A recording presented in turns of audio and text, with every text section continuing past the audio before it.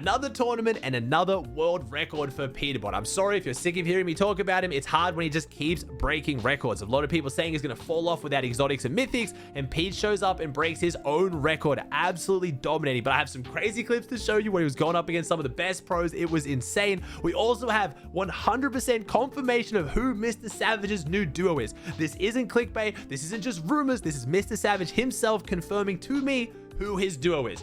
There's a lot to talk about. Let's jump into it. I'm going to talk about this one before solos. We've talked about it so much and we officially have the answer. Who is Mr. Savage's duo?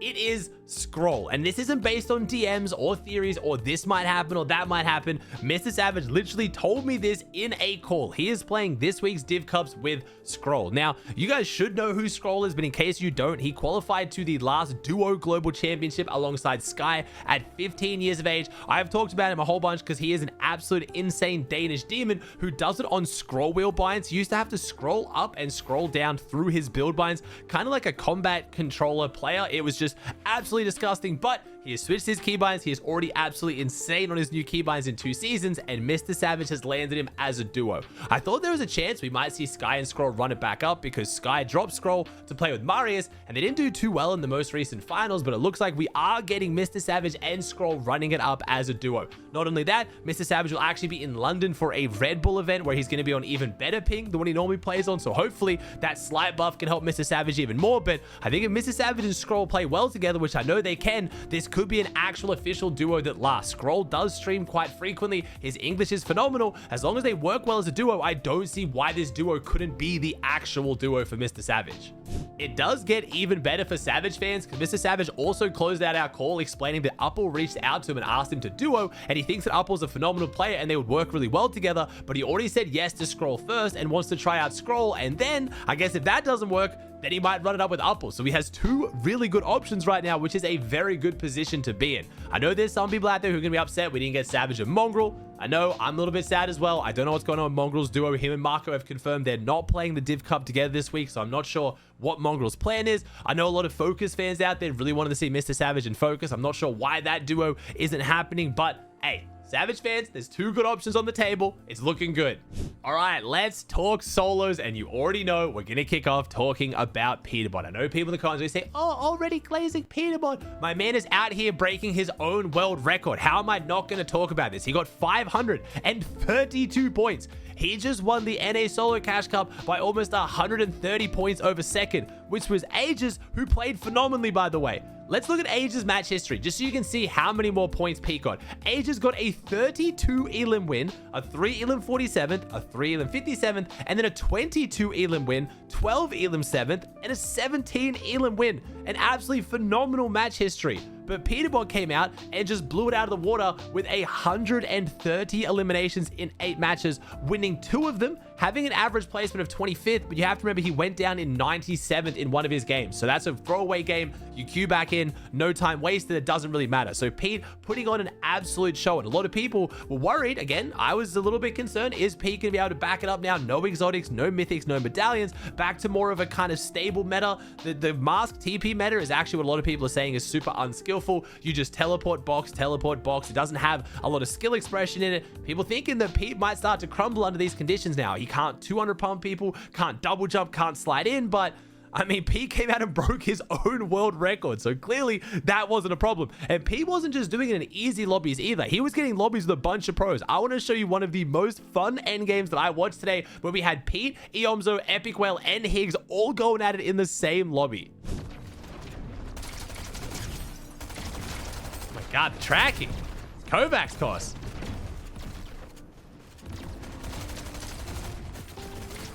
Bro, what? They're all 4 still going, bro. Oh, is that looking for high? Oh. Stat game. 26 live, 3 limbs for Higgs. Ooh, 900 mats. Higgs might win this one again. Oh, wait, 1 more kill for Pete, though. But dance to Smiley. Ooh, that's 11 kills for Pete. My man did it. Off the high ground. Ooh, all 4 still alive inside top 20. We're looking good. Ooh, Whale's getting pressured. Whale's in the sketchiest layer.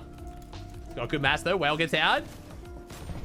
He's still got plenty of meds too. Has to get the slurp off. Has to get the fizzberry off. So still here too. Bro, they're all getting the same lobby again. This is great. Who's going to take on Pete on high ground at the very end? Who's it going to be? Surely one of our POVs brings it down to a 1v1 with Pete on high ground, right? Right? Whale, the front side tank. Med mist. Ooh, Whale's getting sprayed. Gets cracked. This player's going to keep aggressing. He's going to stop. Whale has no meds, though. Whale has no shield. Only med mist. Only med mist. He gets another one. That was Higgs. Higgs drops down past Peterbot. Higgs getting sprayed right now by Pete. Yoms is on front right side. One build left for Zoe. Whale's very weak. Whale's only got 6 builds left. Who's it going to be? Pete's jumping in. Oh, Pete's trying to make his way in, but he's struggling. Can't find an angle. I think that's Higgs he's keying. It is. It's Higgs. It's Pete versus Higgs. Higgs drops down, gets away from him. Zoe goes down first again. Oh my God, I'm going to rip it, bro. He's happy about it. Pete on the high ground. 6 alive. We got 3 in the top 6. Come on. It's Higgs, Whale, and Pete. Who wins? 3 in the top 5. Who's going to take on Pete? Oh, they're both still going. It's 3v3. It's all 3 of them head to head. This is Whale versus Higgs on the low ground. Oh, Whale takes down Higgs. And it's Pete versus Whale. Pete actually gets the Elim. He steals it from Whale. 1v1. Pete's going for the clip onto Whale.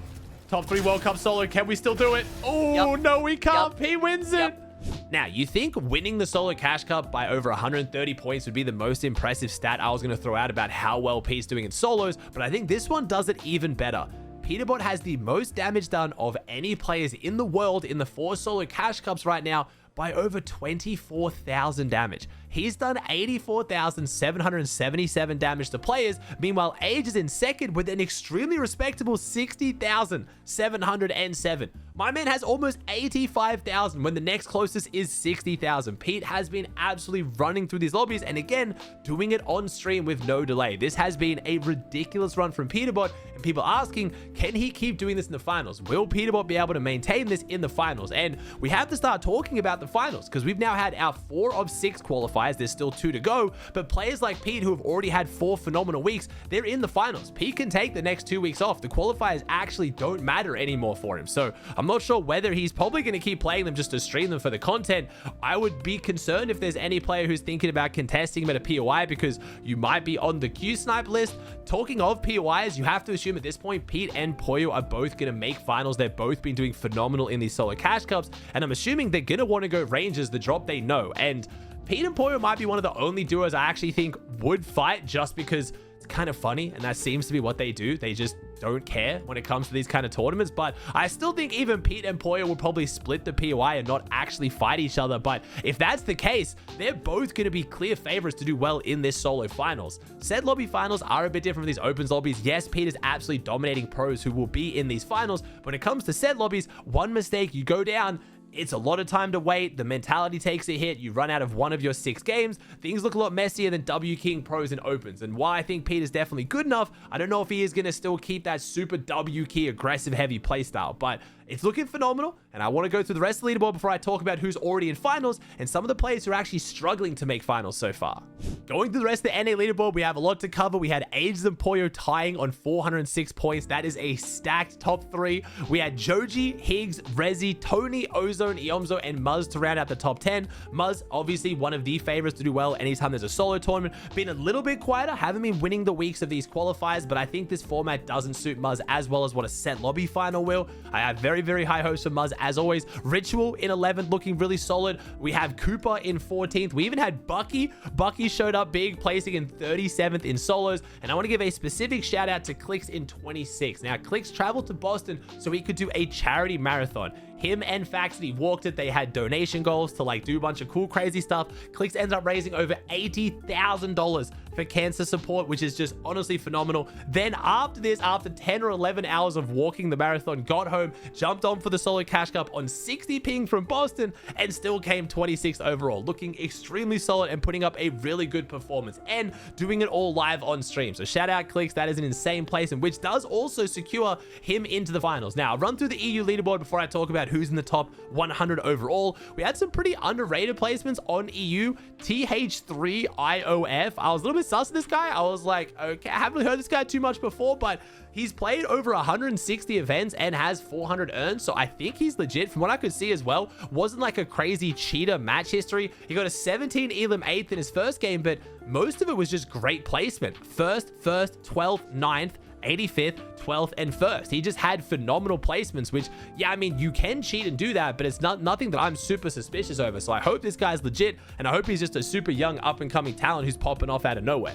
Then we had Hari in 2nd, Peterbot, a similar name I haven't heard too much of in 3rd, but again, full placement warrior. Started off with a 39th, but then got a 4th, 2nd, 3rd, 1st, 2nd, 5th. Like, just insane placements. Again, a lot of this is coming down to the mask meta. A lot of people love it, a lot of people hate it. It's definitely better than no mobility. I much prefer it to a no mobility meta where people can just jump on you on backside when you don't pull a zone. But I understand why there's a lot of notable people in the community complaining about it being low skill. You just box up, teleport, box up, teleport, scroll some TikTok, don't do anything. The less you do in this meta, the better. The less you peek, the less you go for elims, the better you just play your mats and do as little as possible is better. But some people like metas like that, and I think it does, it kind of makes people who are higher ping or maybe not as mechanical still be able to do well. So I'm not super against that.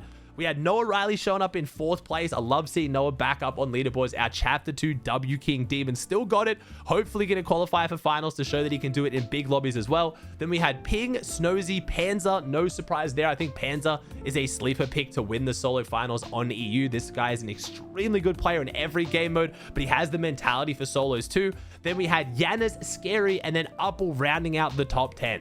Again, just in case you guys are confused in the solo format, there is 6 weeks of qualifiers. It takes your best 4. So I'm going to be looking at players here who have already had 4 phenomenal weeks because they should already be through the finals. Now, I don't know exactly how many points players will need on the solo series leaderboard. It's looking like it'll probably be around that 1300 mark for EU, maybe closer to 1200 for NA, and there's quite a few players already up there on that list. If you look at EU, we have Kurama. He has been absolutely popping off on NA and EU. He is now the most consistent solo player on EU, 1542 points. My man is through to the finals guaranteed. We have other big names up here like Hari, we have Fishy, Ping, Teeny, Dantapuzo, Chicho, Khan, we have Shark, Saloom. I don't know too much about this guy. Skyjump. Most of these players should already be across the line on EU. Over on NA, to absolutely no one's surprise, we have Peterbot on 1754 points. My man's good. He is definitely qualified. We have Yomzo in 2nd on 1,450. Dozier, again, French-Canadian player I've been hyping up a lot, proving you can still place in solos on high ping in 3rd place. Then we have Muzz in 4th, Clicks in 5th, which I think is awesome. He's already across the line. Clicks can take the next 2 weeks off if he wants to, and I believe he is taking next week off. I think he's doing stuff in LA for the FaZe Subathon, so he has already got his qualification across the line with this insane performance he pulled off today on high ping, so shout out him. Then we had Chimp in 6th, H-Cube in 7th, very underrated solo player who's been dominating a bunch of these tournaments. Ages in 8th on 1,300. We had Rezi, Pump, Taki, and I believe once we get below that, below 1,300, there should still be a lot of safe players here, but I don't want to call it just yet. We do have players like Craze. We have Kurama in 20th on NA. I think he's already double qualified finals. We have players like Joji almost across the line, but it will change a fair bit. So there are some really big names who are outside of qual right now. Names like Rapid, like Threats, but a lot of these guys haven't actually played the 4 weeks. They've taken a week off, or they've got a really bad performance, like a 50 or 100 points. All they have to do is get a good like 300-400 point week in the next 2 weeks, and then it'll easily shoot them way above that, because it takes, again, your 4 best weeks. I wouldn't panic too much if your favorite player isn't in there, but if you want to head to a Syrian's leaderboard, just go to Syrian on tournaments, go to the solo series leaderboard, and you can check where players are. You can search up their name. If they've only played 3 weeks and it's your favorite pro, don't panic. There's a very good chance they will qualify there.